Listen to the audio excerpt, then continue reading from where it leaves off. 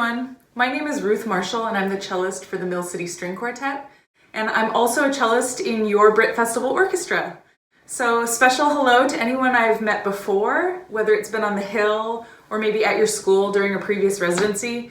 And also a hello to people I'm meeting for the first time today. So everyone needs to get their cello out because we are going to work on extensions and shifting, especially with the goal of having clear intonation. So there are two scales we're going to work on that will give us an opportunity to work on both those skills, both extensions and shifting. The first one we're going to do is F major scale. So F, and there are many different fingerings you can do for any scale. This is just the fingering that I'm going to be using today that gives us a chance to work on extensions and shifts. So we're going to start 4 fingers on the C string. Second finger.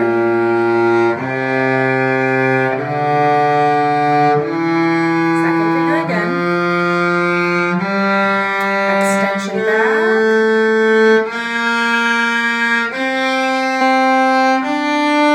Shift to fourth.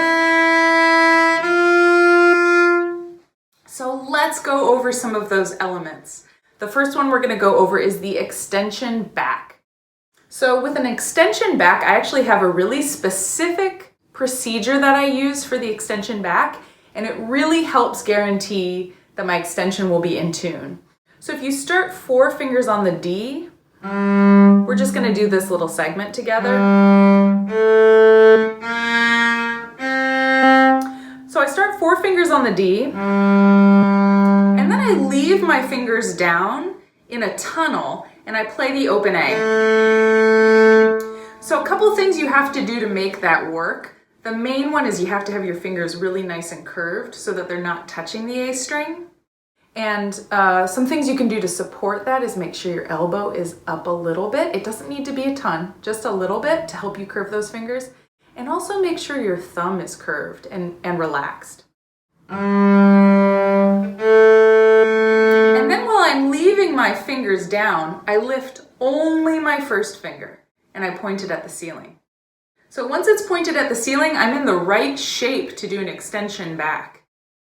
I fall back onto the A string with my straight finger.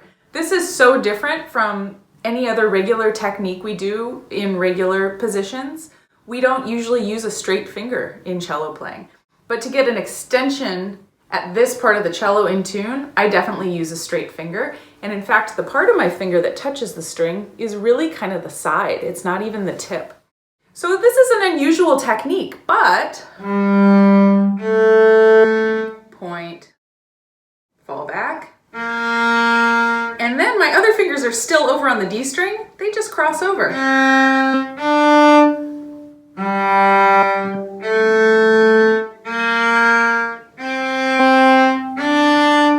Now it's a little bit more work up front to use this technique. It takes a little bit of time to get used to, but the good thing about it is it's really reliable and you can actually play very quickly and very accurately that way.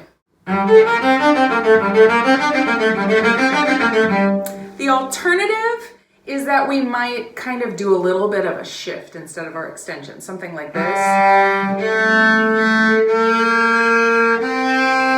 And end up extending from the 1 instead.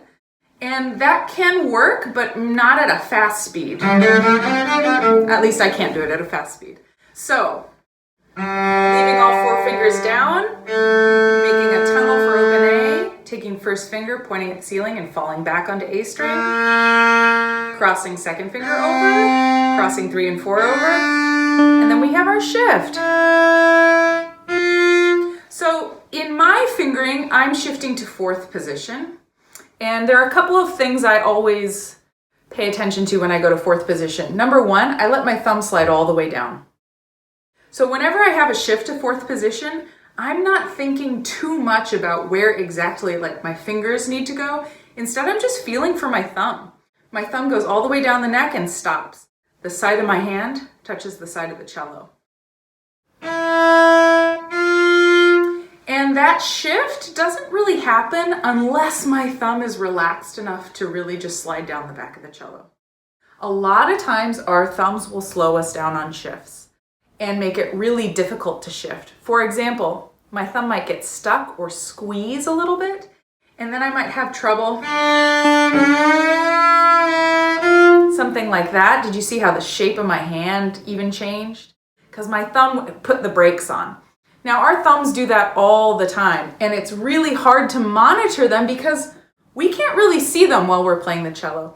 So we really have to feel. For me, I try to play with a bent thumb so that it's the tip of my thumb that's touching the back of the cello. The tip of my thumb is a lot less willing to accept pressure. So if I press into the back of my cello with the tip of my thumb, I feel that immediately and I'm like, ooh, I don't like that.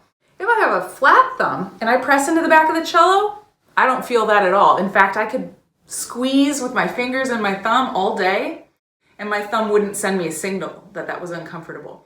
So one of the reasons I do want to have a curved thumb is so that my brain will send me that signal that says, ooh, I feel some pressure, and then I'll know to relax. So, relax the thumb and just slide all the way down. That's F major scale. We're going to take a quick look at A major scale, which has a different type of extension. This is a forward extension. So before we were pointing to the ceiling and falling back to get a backwards extension. Now in A major scale, we're going to get a forward extension. So we start first finger on the G. Extension.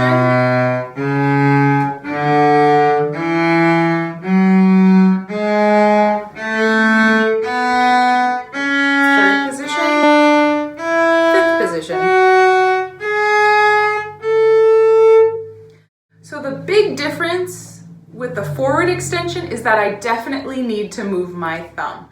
That is the main thing for success in a forward extension. My thumb stays with my second finger, so they move together. Then I don't reach at all with my fourth finger. I've already done the reaching with my second finger and my thumb. The other reason it's really important to move your thumb when you do an extension and to always keep the thumb with the second finger is it allows there to be a more equitable balance in the hand. And this matters because we need the pinky to have some extra power. If the thumb stays back here with first finger, the pinky has less power because the balance in the hand is kind of skewed toward first finger and second. If we keep the thumb closer to the middle, next to second finger, pinky has some more power. And you'll notice this when you try it. So two and thumb take a whole step forward. Then you don't need to reach with pinky. And same thing on the D string.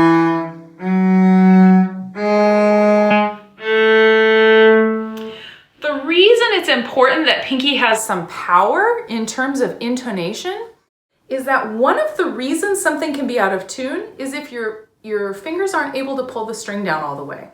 So for example, if I'm going to leave my thumb behind this time, that's mostly in tune. That doesn't sound very in tune though. My pinky doesn't have enough power. Thumb moves with two. Pinky has more power.